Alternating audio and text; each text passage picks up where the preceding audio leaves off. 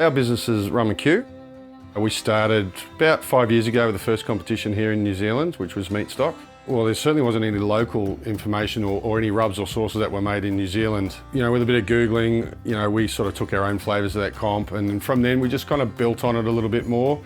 And then I got into a point where I was so far down the track of our own flavours, I didn't want to change it up and try American stuff, so I just kept developing our own stuff. We gave it a go 3 years ago to see if we could sell it out on Facebook, and then today it's its own little business now, which is awesome.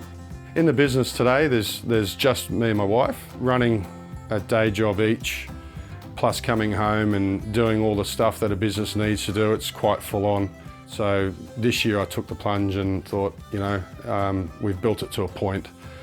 It probably needs 100% focus now. So it's me full time and it's still pretty busy. So we've got 9 products on the market today. We started out with basically a pork rub, which is our soft cock. We brought out a beef rub, which is our bull dust, ramrod, our lamb rub, and then we've got a rib rocker, which is our latest rub. We've got a blackout, which is a version of the bull dust, but with a coconut carbon in it, and that just gives you that black look. It helps to build early bark.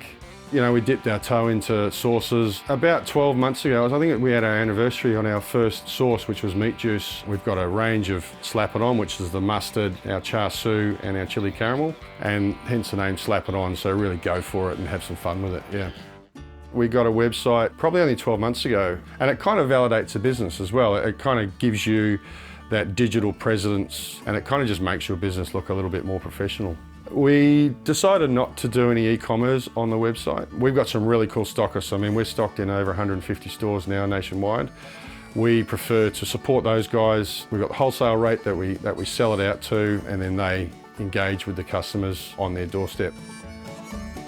Facebook for us has been, I guess, the platform where we could connect with other Kiwis and also the world, taking photos of our cooks, taking photos of our products, explaining how it's been used. So basically whatever I post on Facebook, I post on Instagram. We're always kind of smashing that platform just with as much content and tips and tricks and using our stuff as, you know, as much as possible. We've got 4,500 on Facebook.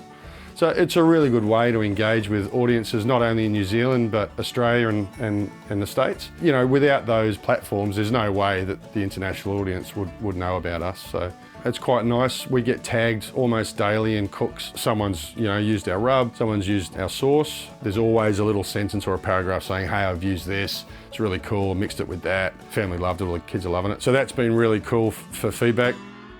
If I can use Facebook and Instagram, I think anybody can. But I think that's a really good place to start because your audience is so great. It's easy to access. They do sponsored ads, which are quite cheap. You know, you can run a little campaign for $10 or $20 a week and they sort of give you an estimated reach. I think it's a bit of a no-brainer. I can't imagine that there's a cheaper way to access international and national people. Everybody's got some sort of an account on Instagram or Facebook, so it's kind of natural just to put their business on that same platform and use the same tools that they've always been using with their personal stuff.